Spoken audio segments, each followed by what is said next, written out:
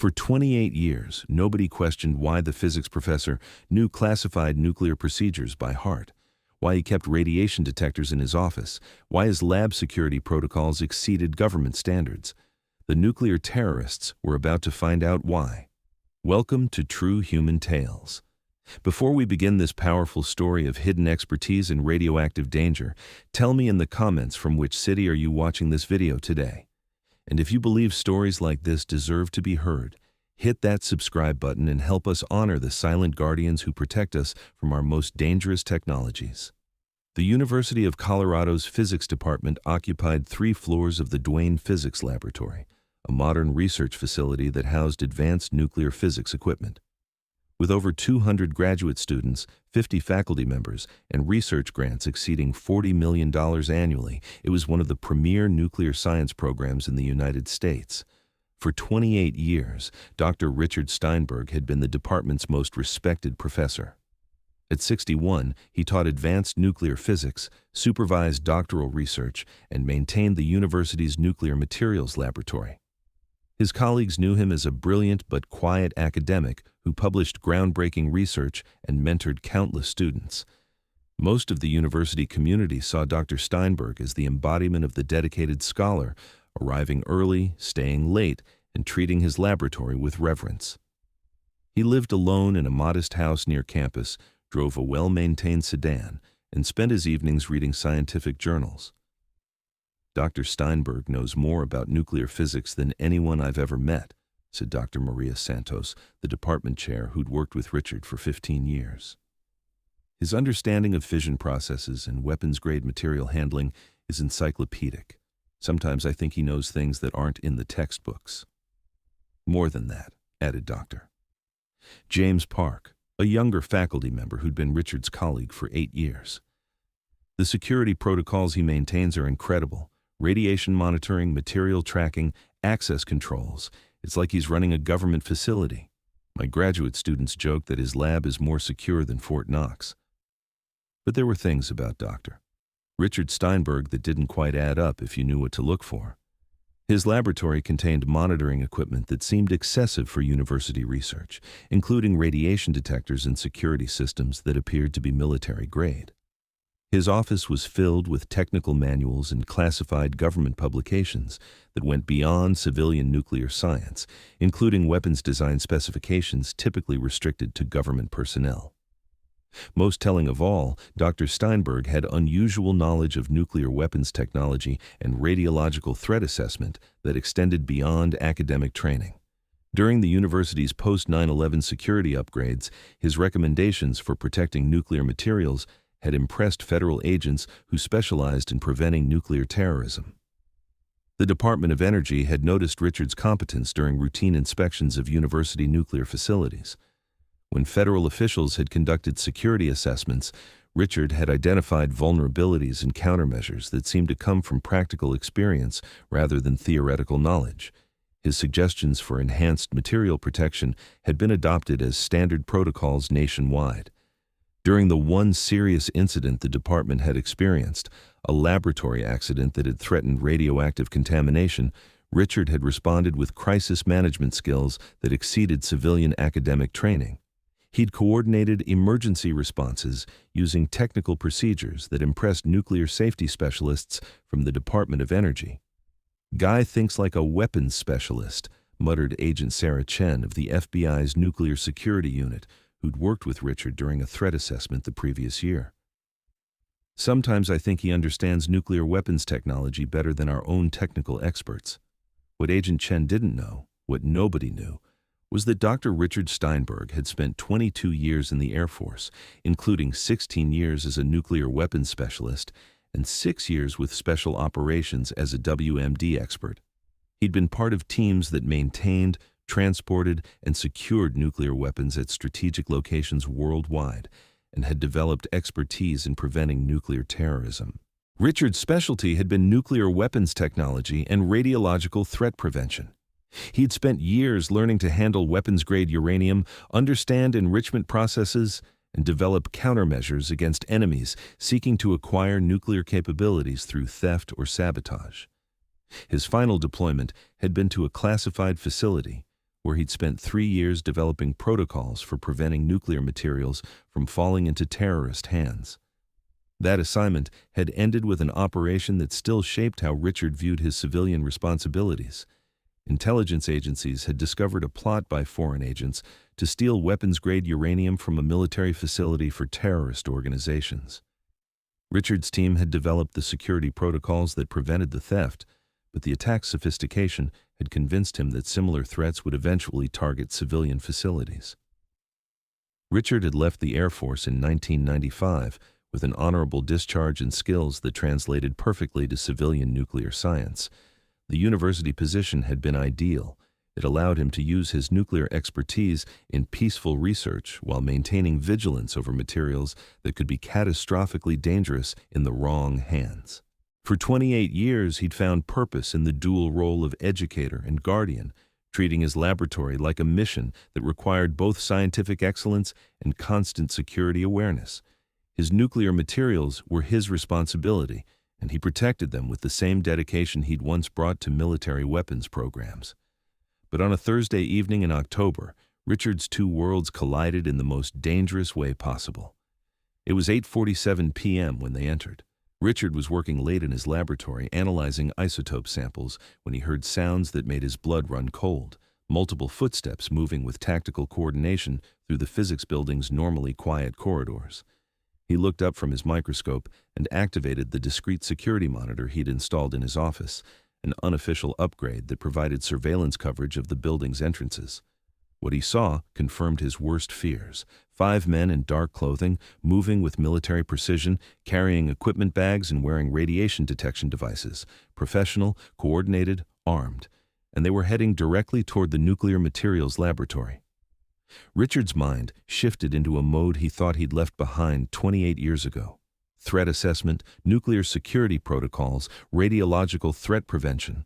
The quiet physics professor was disappearing, replaced by the Air Force nuclear weapons specialist who'd once protected the world's most dangerous materials from exactly this kind of threat.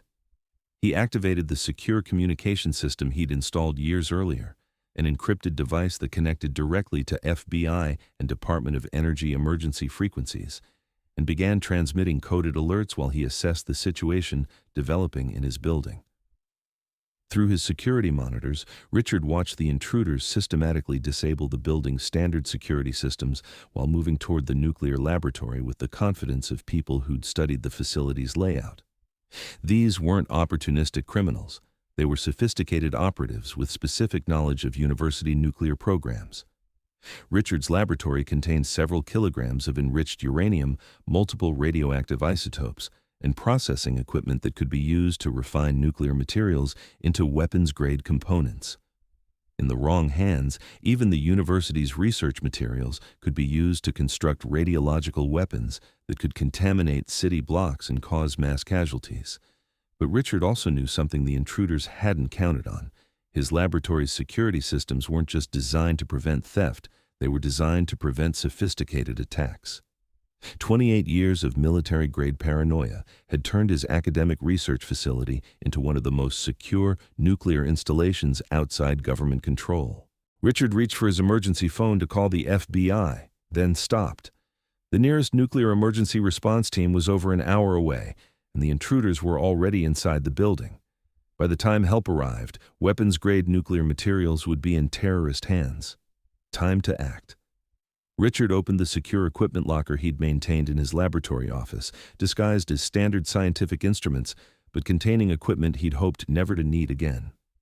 Military-grade radiation detectors, nuclear material containment devices, and a collection of specialized tools that had been selected for their dual-purpose potential in protecting nuclear materials. But as Richard prepared to implement his security protocols, he heard voices echoing through the building's corridors.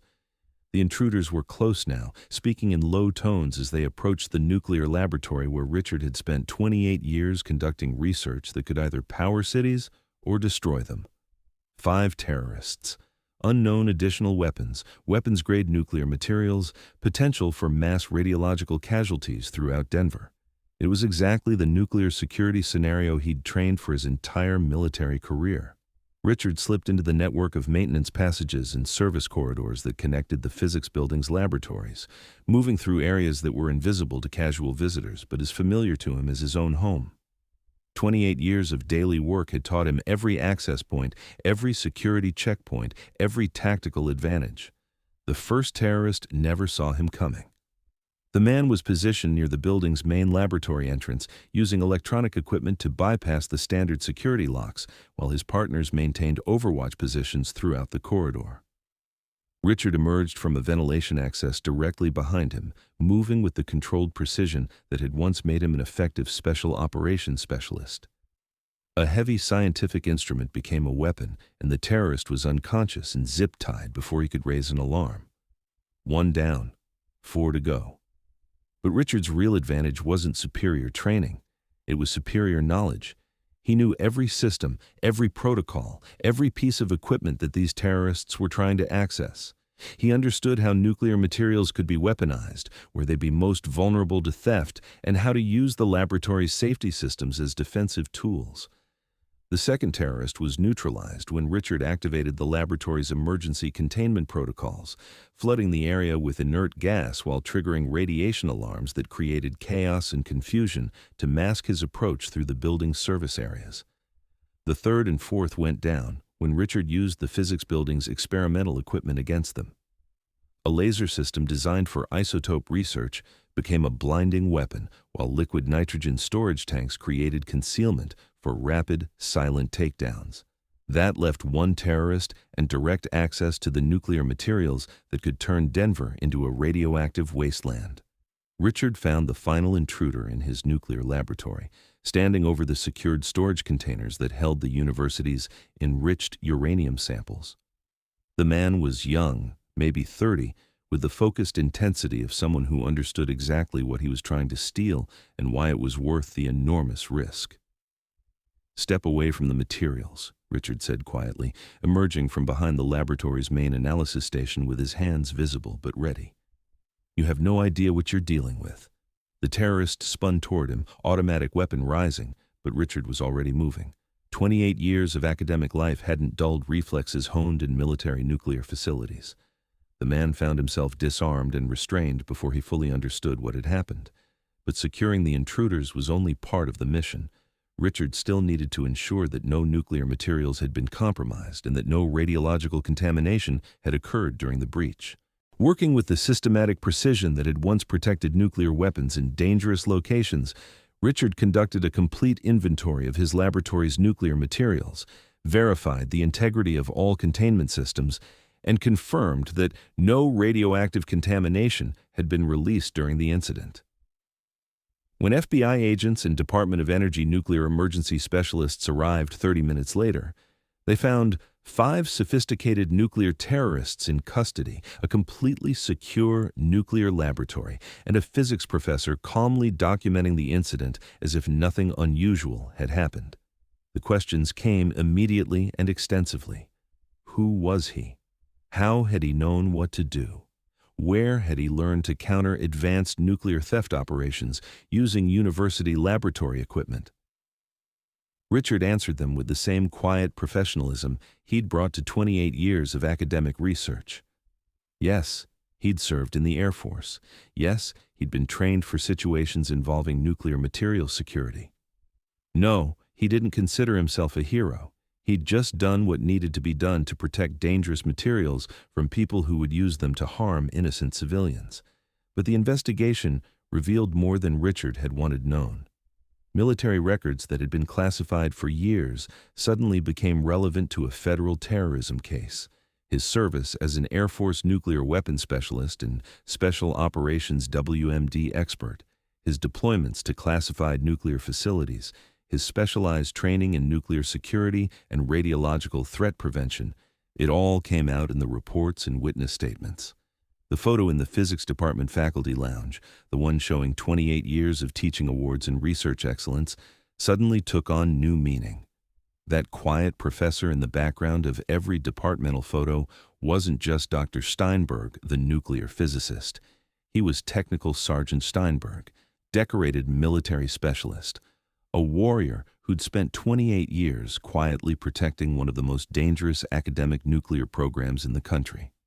When Richard returned to teaching the following week, everything had changed. Students who'd taken his classes for years now looked at him with new respect and understanding. Faculty colleagues who'd worked alongside him for decades realized they'd had a legend teaching in the office next door. The Department of Energy sent a delegation to meet the man who'd single-handedly prevented what could have been the first successful theft of weapons-grade nuclear materials from an American university. "Why didn't you ever tell us?" asked Dr. Santos as they stood in Richard's laboratory, looking at equipment that had been used to protect nuclear materials from terrorists who understood their devastating potential. Richard was quiet for a moment, studying the uranium samples that represented both the promise and peril of atomic science. "Some things are better left in the past," he said finally. "I came here to teach physics, not to fight wars. But you saved the entire city from potential nuclear terrorism." "I protected my laboratory," Richard replied simply. "Same thing I've been doing for 28 years, just more obvious this time." The University of Colorado Physics Department resumed normal operations the next day with enhanced federal security measures and a small memorial plaque near the nuclear laboratory where the incident had taken place. It didn't mention Richard by name. He'd specifically requested that it not, but simply read, "In honor of those who stand watch over the knowledge that must be protected." Dr. Richard Steinberg continued teaching his nuclear physics courses, conducting the same rigorous research and maintaining the same quiet professionalism he had always shown. But now people knew who he really was and what he'd been willing to do to keep dangerous knowledge from dangerous hands. The American flag that flew from the university's highest building didn't carry his name either. But everyone who saw it knew exactly who it honored and why a simple physics laboratory had become a symbol of the hidden heroes who protect us from our most dangerous technologies. Sometimes guardians wear uniforms and guard nuclear weapons. Sometimes they wear tweed jackets and teach undergraduate physics, watching over the academic research that could either illuminate the universe or destroy it. Richard Steinberg had been both kinds of guardian, and in the end, that's all he'd ever wanted to be. Someone who stood watch over the atomic secrets that must never fall into the wrong hands. The laboratory was his responsibility.